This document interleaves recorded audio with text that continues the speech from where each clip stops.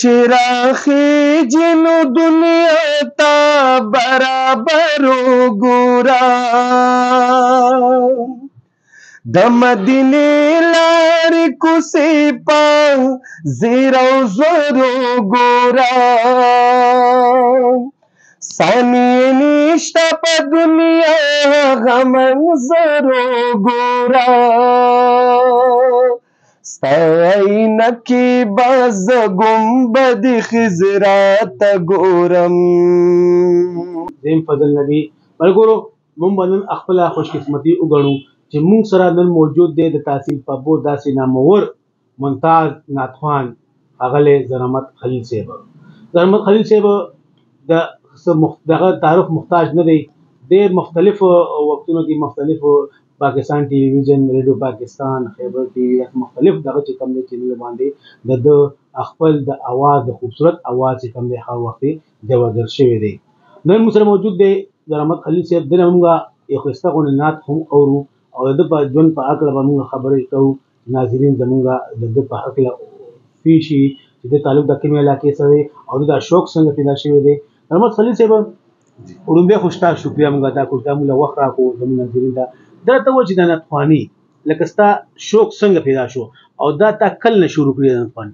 اعوذ بالله من الشیطان الرجیم بسم الله الرحمن الرحیم. د ټولو ناول خو زه ستاسو ډیر شکرګزار یم فضل نبی صاحب کیمرامین صاحب.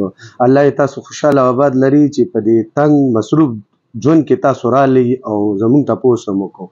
الله تاسو خوشاله آباد لري. دین علاوه چې ما زه چې وړوکی یم زما عمر هغه وخت چې کم و داسې 13-14 سالو نو ما نعتخانه سره ډیر شوق و. ما به نعتخاني اورېده د ګوهر علي ګوهر صاحب ارباب ظفر الله صاحب. نو دا په حساب کې زما استادان هم تیر شوي دي او تیریږي لږ اوس هم تاسې زده کړه کړې ده. نو د هغې نه زما شوق پیدا شو چې یاره که نعت وویلی شي نو ښه به ما به په خپل مسجد نه د دې آغاز کړی و. جي د سمندرګړی خودریزو کلي مسجد نه ما آغاز کړی او ما هغه نعت ویلی و هلته که نه جي. نو خلکو ډېر خوښ کړی. بیا دې نه پس خلکو فرمایش مختلف کولو چېرې که تاسو دې فیلډ ته راووتئ او ویم نو ستاسو آواز نه به خلک لکه څه خوند والي څه مزه دا ولې تاسو پټ ساتلی. دغه زما د ژوند دغه دی جي. تر اوسه پورې تا د کم مشهور د شاعرانو نعتونه چې هغه ستا هغه نعت چې کوم دی سپر هټ شوی دی او ناظرینو ډېر خوښ کړی دی کوم نعت؟ بالکل جی. ما دین علاوه چې کم دی ما په دې فیلډ کې دا کوشش کړی دی چې ما د سید الله جان برګ صاحب نعتونه ویلي دي. ما د اجمل خټک بابا نعتونه ویلي. لایق زاده لایق صاحب مې ویلی دی. عباس یوسفزی مې نعتخواني ویلې ده. محمد زمان غمجن دی. یعنې ډېر یو نوموړ او ډېر ښه شاعران چې کوم دي مختلف سیز لکه یو طرف ته نه بالکل د هغې شاعري ما راوچته کړې. که یو نعت لیکلی نو یو ما ویلی دی جي. دوراني دی روح الله دوراني د نوخار د هغې کلام مې ویلی دی جي. نو بس هغه او تاسو مطلب دی وخت ستا په ټي وي باندې ستا پروګرام شوی دی خیبر ټي وي باندې ستا پروګرام شوی دی یا نور مختلفو چینلونو جی جی جی زما ټي وي خیبر کې هم شوی دی. خیبر ټي وي بختیار خټک سره رحیم شاه سره د رمضان کې کمپټیشن و هغه هم الله پاک ماله بیا راکړی او ګټلی مې وي ماشاءالله.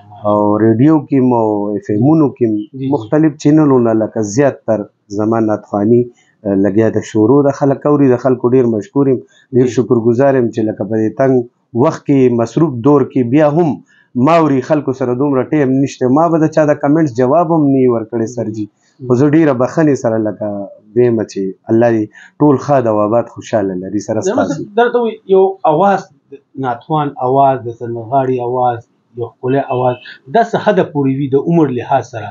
نن ماشاءالله ته عمر چې کم دی نو هغه مطلب دا دی 50 کې چلیږي داسې خو بیا هم ستا اواز برقرار دی. نو دې څه مطلب داسې څه دغه دی دا ته داسې څه دغه استعمالوي چې ستا د اواز مطلب دا چې هماغه شان اواز دی کوم چې د هلکانۍ اواز مونږ کړی دی؟ ماشاءالله جي الله خوشحاله او آباد لره به جي. بس هر کله چې کله د الله یاد الله یادوي لکه یو انسان چاته اواز کوي چې فضل نبي صاحب نو ډېر کوشش کوي چې د نامې جامې سړی وي نو لږ په عزت سره الفاظ استعمال کړي.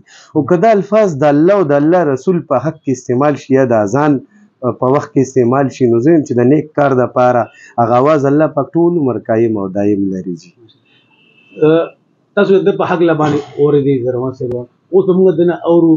زرمت صاحب دا ته ووایه چې مطلب دا چې کوم ته موږ د ناظرینو دپاره کوم یو نظم ښایسته اواز ده په دغه باندې چې هغه ستا ښایسته سوپر هټ شوی دی او موږ د کوم شاعر کلام ته موږ ته اورې نعت موږ ته اورې نو ډیر ښه سوال مو جی الله خوشاله آباد لره لکه شاعران خو ډیر دي ما ته به نومونه هم ګران شي او کلامونه هم ټول زما چې کم دي ټول خلک خوښوي خو دې کې بیا د څوک د خفه کېږي نه د سید الله جان برګ صاحب د ډاک بیسو د هغه یو کلام جی شپږ لس موږ د زړه اواز هم دا چې د برګ صاحب زموږ د خپل استاد محترم ته د بیان بالکل نو هغه ما ډیر کلامونه ویلي شپږ خو پکې یو کلام دی چې هغه مې ډېر زړه ته نږدې دی او ډېر مختلف یو طرز ولا ما لګولی دی د الله په امداد سره خپل طرز دی نوی کلام دی او عوام یې ګوري په سکرین باندې چلیږي په مختلف چینلو باندې نو هغه د شاعر چې دی سید الله جان برګ صاحب محترم چې کومه شاعري کړې ده نو هغه د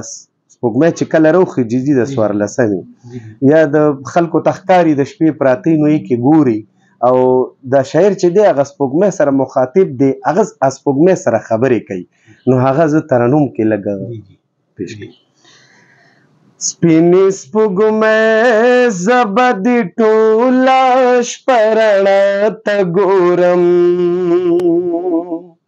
ته هغه شین ګمبد ته ګوره زه به تا ته ګورم سپینې سپوږمۍ زه به دې ټوله شپه رڼا ته ګورم ته هغه شین ګمبد ته ګوره زه به تا ته ګورم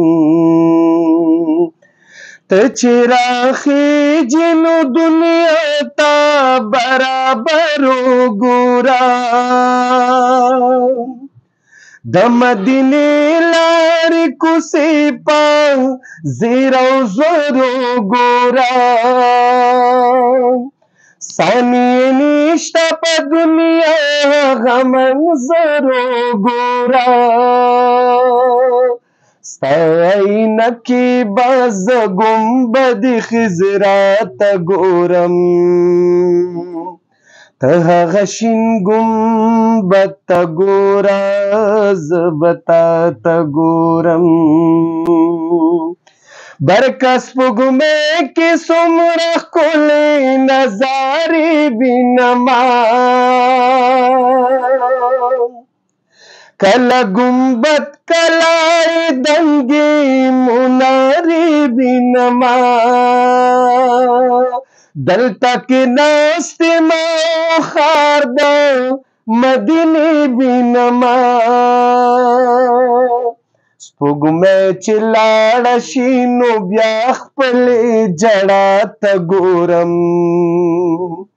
ته هغه شین ګمبد ته ګوره زه به تا ته ګورم वाह जी वाह ज़बरदस्त जी ज़बरदस्त د برګ کلام او استاد اخسته आवाज یې زما صاحب ناظرینو یقینا تاسو به زموږ دغه نعت خوان زرمت صاحب د اخسته आवाज مخ شوی او دا موږ په دې کې نه پرې زرمت صاحب موږ په وخت په وخت تاسو سره د مختلفو شاعرانو د اخسته کلام چې کم دي دا موږ خپل ناظرین ته پیش کوو او ان شاء الله چې زموږ ناظرین به د خوښي ستاسو د اخسته आवाज او زموږ دعاګانې سره چې خپل پاک دغه شان ستاسو د आवाज چې کم دی دا همدغه شان برقرار وي د ترنم سره आवाज دي چې ناظرین نه ته پندو دي ناظرینو تاسو دا ورو زرمت صاحب خلیل یقینا د خپل आवाज د برق سے کلامو د برق سے خو تاسو ارس کتلی دي خو د برق سے ناتوانی چې کم نه کنه هغه زرمت صاحب چې په خپل جبو کې کوم ډیر زبردست دغه رږي موږ زموږ د خیال چې برق صاحب چې کم دی بس یو کالم نگار دی اخبار نویس دی او مزاحیه ډرامه لرونکي دی خو داغه د بل روح چې کم دی کنه نظرمت سے موږ د نن پیش کو یقینا تاسو ډیر خوشی یم جی او به ان شاء الله دا پروګرامونه چې کوم نظرمت سے وخت په وخت مو کوو جی ډیر مهرباني جی والسلام